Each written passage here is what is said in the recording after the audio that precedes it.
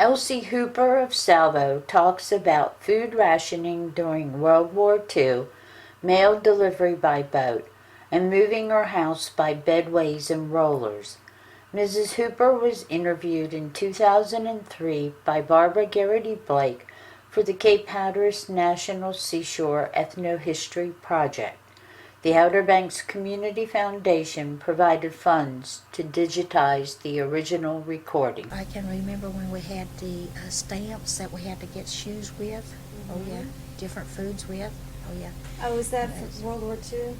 Yeah. I can remember all this stuff. Yeah. I can remember that Charlie Williams down here, which the old man Charlie's dead, and used to bring a truckload of food in, and we were lagged sometimes with a half a stick of butter, sometimes a stick of butter.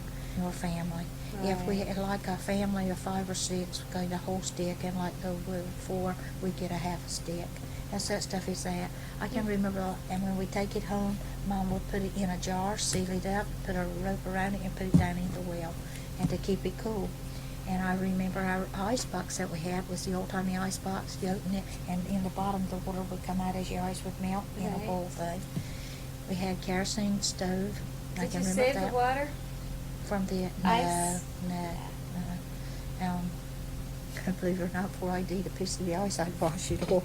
It come from the harbor at the road Anthe. You know, they made their ice there. Oh, they did? And I think they shipped the ice in to us. I think that's how it was. Yeah, by boat. That's how it was. Yes. Oh, and Rodanthe was where things would get shipped in and out of here because of the harbor. Now the there. mail used to come in out here.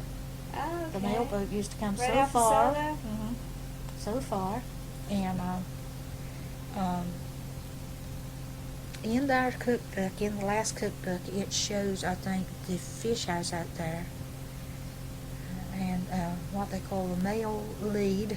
Don't ask me. It's a channel, I suppose. Right. Where the old boat used to come, and then Leslie's grandfather and them, different ones would. I think his grandfather was the main one. Would take a little boat, shove out to the main boat, and get the mail and bring it shore. Right. And believe it or not, this house here, not this part. This part here is where the mail was carried to. This part here of our house came from across here. You see that you'll see a house here and the trailer there, and then over back of that you'll see a big house, and beyond that big house you'll see there is where my house came from. Really? And Leslie and his father pulled it here by what they call bedways and rollers. Now, Harker's Bedways? Island people would know what that is. That is rollers like logs, and they have block and fall, like they hoist the boats up out of the water with. Okay, they'd have that, and what they would do, they'd have anchors. They'd have to pull it so far, believe it or not, in through here. And through here was, this house went here then, and neither was this trailer. But you better believe it was something getting it through poison ivy. My husband had to go get treatments for poison ivy after he got it here. Did you say bedways? Yeah. Bedways, what I mean is rollers, like big logs and boards.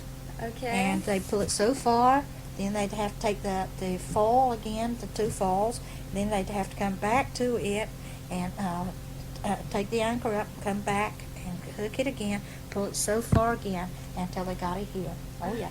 Didn't have no porch on it. Didn't have no porch. Basically they're pulling ropes. Pulling, by hand. That were tied up to these pulley things. Yeah. Our house came from Rodanthe. Oh, really? Years ago, before the Pugh family owned it, it came from Rodanthe, north of Rodanthe. And that's how they got it down here too. Which they had more help than what we had. But we had the windows that was in this house, when we bought it, was done like this. It wasn't straight at all. And I often say, I would say to Leslie, you reckon these people had a plane or a level?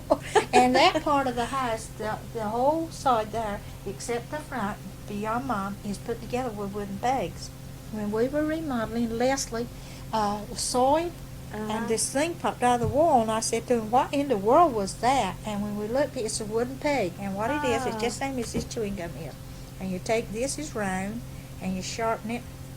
So that was a nail, just the wooden peg. The only nails that we found was upstairs, and they were square nail all over. How in the world they drove them things in wood, I don't ever know. Which they said they were more or less for boats, Oh, right. the square nails, but Yeah. they had to use what they could use.